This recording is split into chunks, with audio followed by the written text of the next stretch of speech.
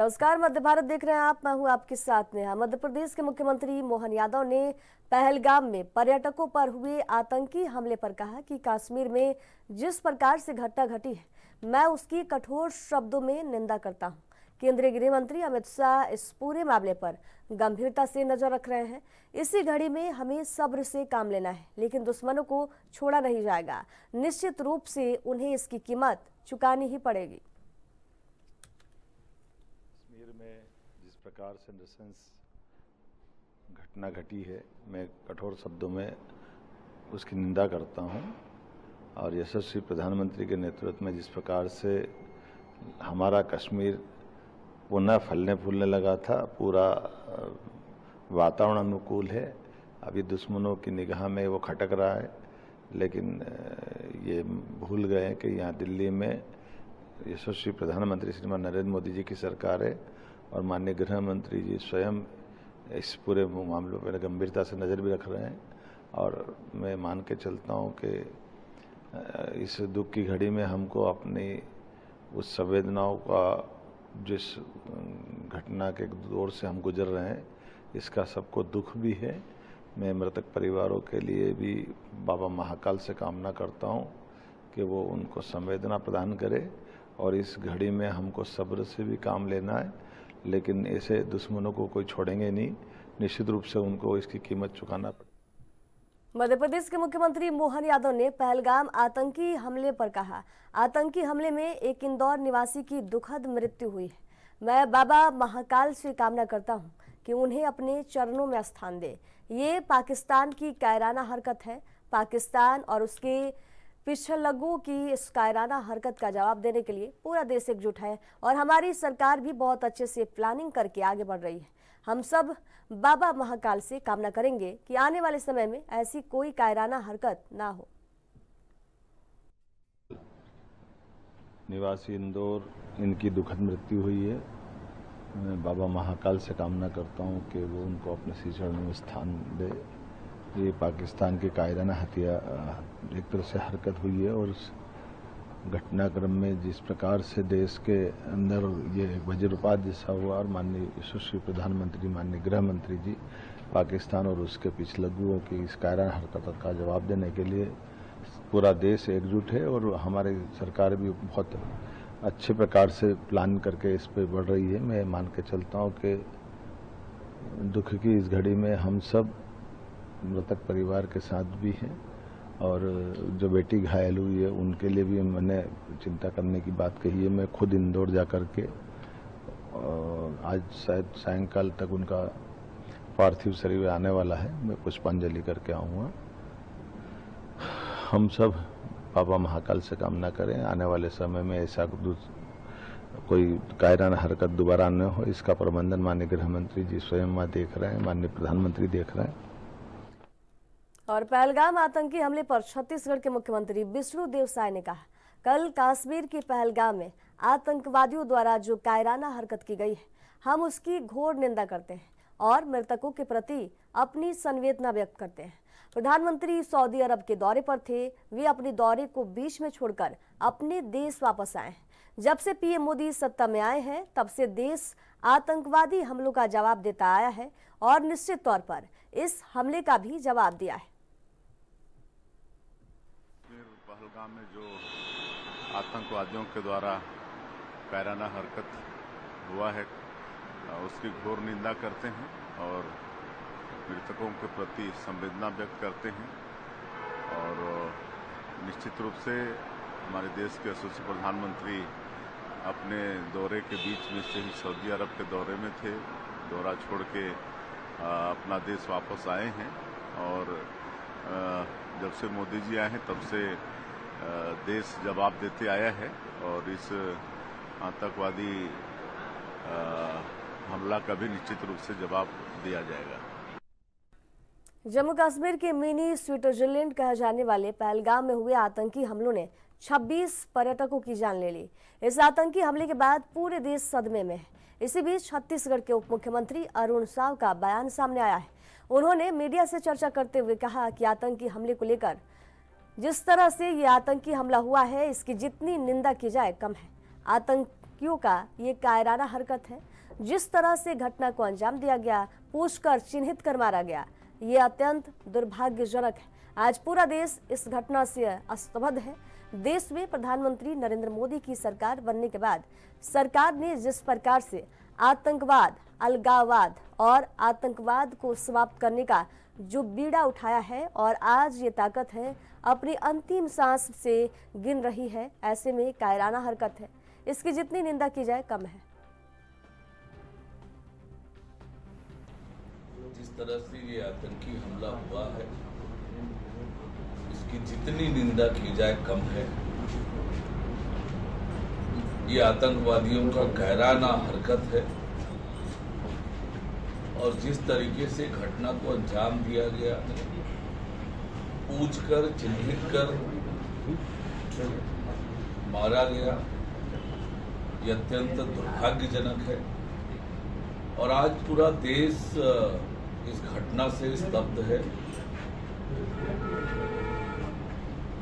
देश में प्रधानमंत्री माननीय नरेंद्र मोदी जी के नेतृत्व में सरकार बनने के बाद सरकार ने जिस प्रकार से देश में आतंकवाद, अलगाववाद और नक्सलवाद को समाप्त करने का जो बीड़ा उठाया है और आज ये ताकतें अपनी अंतिम सांसें गिन रही है, ऐसे में ये कायराना हरकत है।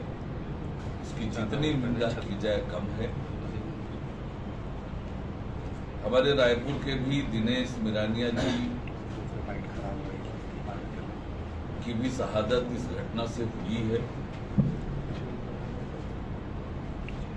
सभी मृतकों को मैं अपनी विनम्र श्रद्धांजलि अर्पित करता हूं, परिजनों के प्रति अपनी सहानुभूति प्रकट करता हूं। राज्य सरकार दिनेश मिरानिया जी के परिजनों से सीधे संपर्क में है और राज्य सरकार की ओर से हर संभव सहायता और मदद पीड़ित परिवार को पहुंचाई जा रही है। और ये गहन दुख का विषय है जिस तरह से ये घटना हुई है। निश्चित रूप से इस कायराना हरकत के लिए मुंहतोड़ जवाब इन्हें मिलेगा। जम्मू कश्मीर में हुए आतंकी हमले पर पूर्व डिप्टी सीएम टीएस सिंहदेव का बयान सामने आया है। आतंकी हमले में मारे गए लोगों के परिवार के प्रति सिंहदेव ने गहरी शोक संवेदना प्रकट की। टीएस सिंहदेव ने कहा कि कुछ दिनों से जम्मू कश्मीर में शांति थी, लेकिन नापाक इरादे रखने वाले लोग अभी भी देश में स्थिरता का वातावरण पैदा करने की कोशिश में लगे हुए हैं। हम सब एक होकर ऐसे इरादे रखने वाले लोगों के खिलाफ एकजुट होकर उनके इरादे को नाकाम करेंगे। केंद्र सरकार और हमारी सेना के जवान पूरे मुस्तैदी और जिम्मेदारी के साथ इस मोर्चे को संभाले हुए हैं और सुनिश्चित करेंगे कि ऐसी वारदातें नहीं हो। हम जम्मू कश्मीर और देश के साथ खड़े हैं और खड़े रहेंगे और मजबूती से इन इरादों को नाकाम करेंगे।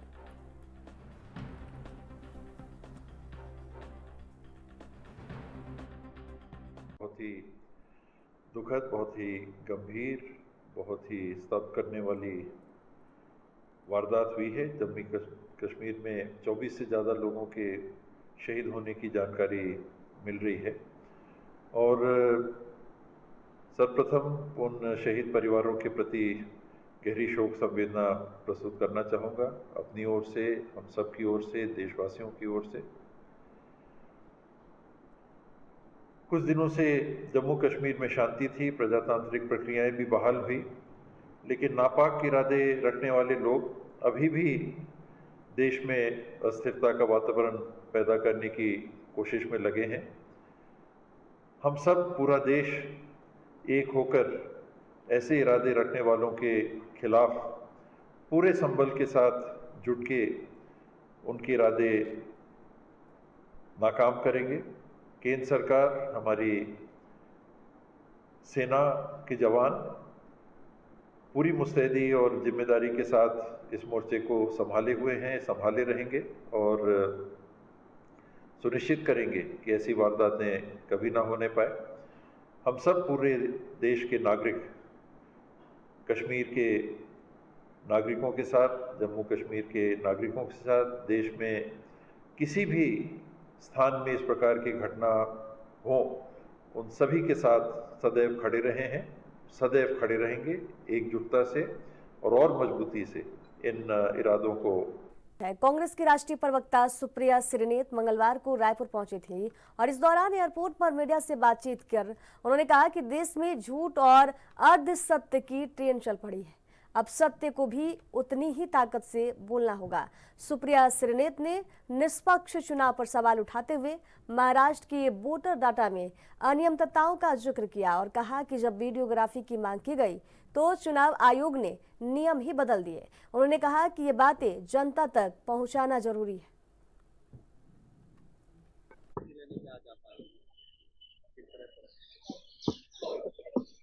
इस देश में एक ट्रेंड चल गया है अर्ध सत्य और पूरा झूठ बोलने का, और झूठ क्योंकि जरा जोर से बोला जाता है तो आप जैसे हमारे बंधु भी उसको थोड़ा दिखाने पर बाध्य हो जाते हैं। तो हमें लगा कि सत्य भी उतनी ही हुंकार भरकर बोलना चाहिए, और मैं यहाँ पर एक प्रेस वार्ता के लिए आई हूँ और आशा करती हूँ आप सब लोगों से थोड़ी देर में हम लोग मिलेंगे, क्योंकि कुछ बातें इस देश के सामने, आपके माध्यम से जनता के सामने आनी जरूरी है। तो एक प्रेस वार्ता हम करेंगे। हम लोग पूरे देश में ये प्रेस वार्ता कर रहे हैं और आज रायपुर में मैं इस प्रेस वार्ता को आगे बढ़ाऊंगी। राहुल गांधी विदेश दौरे पर गए हुए हैं, इसको लेकर जो उन्होंने बयान किया है, चुनाव प्रणाली को गंभीर समस्या बताया है। आपको क्या लगता है इस देश में निष्पक्ष चुनाव हो रहे हैं? आपको क्या लगता है महाराष्ट्र में जहां पर 9,54,00,000 वयस्क आबादी है, अडल्ट आबादी है, वहां पर 9,70,00,000 वोटर कैसे बन सकते हैं? 5 साल में महाराष्ट्र में 32 लाख वोटर जुड़े और 5 महीने में 39 लाख वोटर जुड़ गए। जब वीडियोग्राफी मांगी गई तो बजाय वीडियोग्राफी के प्रूफ देने के इलेक्शन कमीशन ने नियम ही बदल दिए। 5:30 बजे के बाद 65 लाख वोट बढ़ गए। एक वोट पड़ने में 3 मिनट लगता है। क्या 2 बजे तक महाराष्ट्र में लाइनें लगी हुई थी? बहुत सारी ऐसी चीजें हैं जो इस देश की चुनाव प्रणाली पर सवाल उठाती हैं और अंततोगत्वा लोकतंत्र की मजबूत नींव पर प्रहार करती हैं। और राहुल जी ने जो बातें कही वो नेता प्रतिपक्ष होने के नाते उनका कर्तव्य है कहना, अगर वो ना कहते तो गलत करते। बीजेपी बोलती है कि अपमान कर रहे हैं देश का वो विदेश जाकर। बीजेपी इससे बेहतर और क्या कह सकती है? मोदी जी तो चाइना और दक्षिण कोरिया और ब्रिटेन और जर्मनी और कनाडा और यूएस जाकर कहते हैं 2014 से पहले जो हिंदुस्तान में पैदा हुआ वो कोसता था। मेरे पास बाइट्स भी अभी सुनाऊंगी आप लोगों को। तो क्या मोदी जी अपने जन्म को कोसते थे? मुझे ऐसा लगता है कि हिंदुस्तानी पैदा होने से ज्यादा बड़ा गर्व और किसी बात का हो ही नहीं सकता है। बीजेपी के पास मुद्दों पे बात करने के अलावा बाकी सारी नौटंकी करने का टाइम है।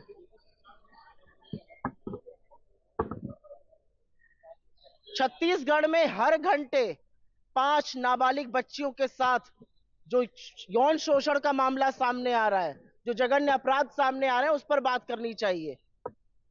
विस्तार नहीं हुआ या ये हुआ, ये उनका अपना मामला है और इसीलिए शायद छत्तीसगढ़ का प्रशासन आपको डूबता हुआ दिख रहा है। लेकिन छत्तीसगढ़ में जो बेटियों का हाल है और जो छत्तीसगढ़ के ट्राइबल्स का हाल है उस पर और पहलगाम आतंकी हमले पर छत्तीसगढ़ विधानसभा अध्यक्ष डॉक्टर रमन सिंह ने कहा ये अत्यंत दुखद घटना है और इस घटना में रायपुर के एक व्यापारी दिनेश मिरानिया जो पहलगाम में अपने पूरे परिवार के साथ गए थे, उनकी इस घटना में मृत्यु हो गई।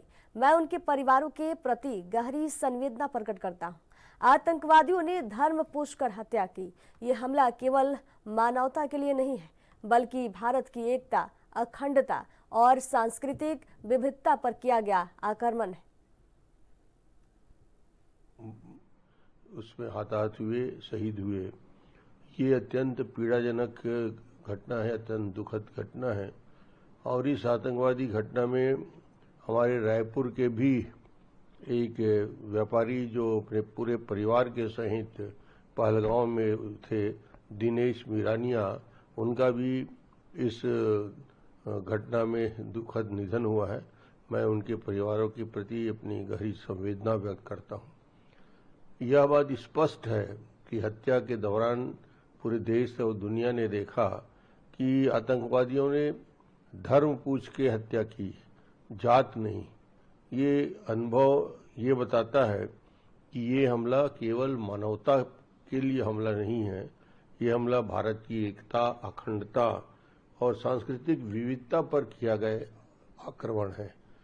इस घटना से के बाद माननीय हमारे गृह मंत्री जी अमित शाह जी तत्काल जम्मू के लिए रवाना हुए। वहाँ पे बैठक ली, स्थिति के बारे में गए और घटना स्थल पर भी अभी पहुँच गए हैं। साथ में प्रधानमंत्री जी अपनी यात्रा को, विदेश की यात्रा को कटौती करके रात में ही लौट आए हैं और उच्च स्तर के अधिकारी के साथ बैठक ले रहे हैं। निश्चित रूप से पूरे देश के अंदर इस घटना को लेकर न केवल पीड़ा और आक्रोश है, बल्कि इस आतंकवाद को समूल नष्ट करने के लिए जो दृढ़ता और जो संकल्प गृह मंत्री और प्रधानमंत्री जी ने लिया है, उसके साथ पूरा देश खड़ा है जिस दिशा में हम जा रहे हैं। तो मैं उन सभी परिवारों के प्रति जो हमारे सैनिक जवान, विदेशी हमारे नागरिक और बाकी जो आम नागरिक जिनकी शहादत हुई है, मैं अपनी ओर से श्रद्धांजलि अर्पित करता हूं। शोक परिवार को इस कष्ट को सहने की क्षमता दे, यही ईश्वर से प्रार्थना करता हूं। और छत्तीसगढ़ के कवर्धा जिला इस समय गंभीर जल संकट से जूझ रहा है। सरकार ने जिले को जल अभाव ग्रस्त घोषित किया है, यानी यहाँ पानी की भारी कमी है। इसके बाद प्रशासन ने नए नलकूप खनन पर रोक लगा दी थी, लेकिन इसके बावजूद जिले के चारों ब्लॉक कवर्धा, पंडारिया, बोडला और सहसपुरा लोहारा में रात के अंधेरे में अवैध नलकूप खुदाई का काम लगातार जारी है। स्थानीय लोगों का कहना है कि जैसे ही रात होती है, मशीनों की आवाजें सुनाई देने लगती है, जो साफ तौर पर नलकूप खनन की होती है। न तो प्रशासन से कोई अनुमति ली जा रही है और न ही पानी के गिरते स्तर की चिंता की जा रही।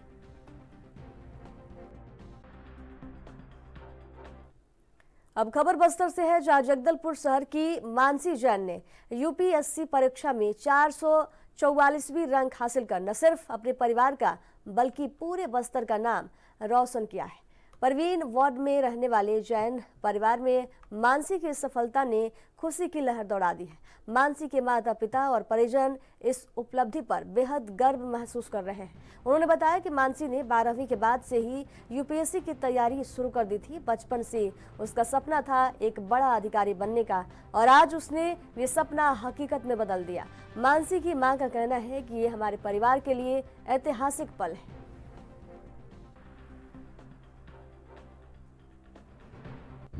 बहुत ज़्यादा उसने स्ट्रगल किया है।